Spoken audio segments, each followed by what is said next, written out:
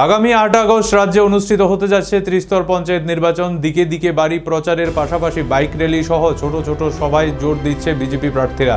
অপরদিকে বিরোধী প্রার্থীরা উপস্থিত সেই অর্থে টের পাওয়া যাচ্ছে না। আসন্ন ত্রিস্তর পঞ্চায়েত নির্বাচনে সিপাহীজলা জেলার 11 নম্বরের জেলা পরিষদের ভারতীয় জনতা পার্টি প্রার্থী মনোনীত বিশ্বজিৎ দাসকে সঙ্গে নিয়ে সোনামুড়া মণ্ডলের গ্রামতলী 30 নম্বর বুথ এলাকায় বাড়ি বাড়ি প্রচারে বের হন। তাছাড়া মোহনভোগ আরডি ব্লকের গ্রামতলী গ্রাম পঞ্চায়েতে বিনা প্রতিদ্বন্দ্বিতায় জয়লাভ করেছে শাসক বিজেপি। তবে লড়াই হবে জেলা পরিষদের প্রার্থী নিয়ে। দেখা গেল জেলা পরিষদের 11 নম্বরের প্রার্থী ভারতীয় জনতা পার্টি মনোনীত বিশ্বজিৎ দাস জয়ের ব্যাপারে একেবারে 100% নিশ্চিত। বিজেপি প্রার্থী আরও জানান, গ্রামবাসীদের আশীর্বাদে বিজয় হবেই।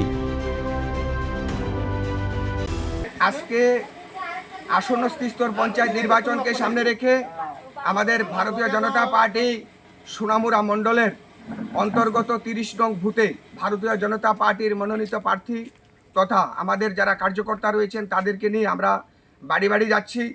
আমরা এই 30 নং বুথের মধ্যে 2018 নির্বাচনেও আমরা এই বুথে ভারতীয় জনতা পার্টির রায় এসছে। আমাদের 1900 এই বুথের যারা আপামর জনসাধারণ রয়েছেন 2019 সেখানে আমাদেরকে আশীর্বাদ করেছেন এবং 2023-এর যে লোকসভা বিধানসভা নির্বাচন এবং 2024-এর লোকসভা নির্বাচন বরাবরই আমরা এই বুথের মধ্যে ভারতীয় জনতা পার্টির পক্ষে সেখানে আমাদেরকে মানুষ আশীর্বাদ দিয়েছেন।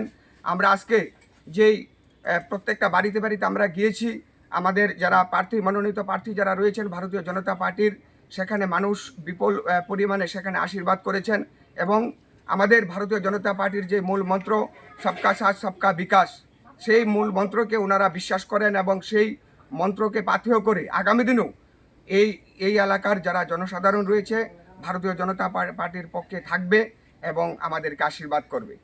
भारत माता की जय, भारत माता की जय, भारत माता की जय, बीजेपी जिंदाबाद, बीजेपी जिंदाबाद, बीजेपी जिंदाबाद।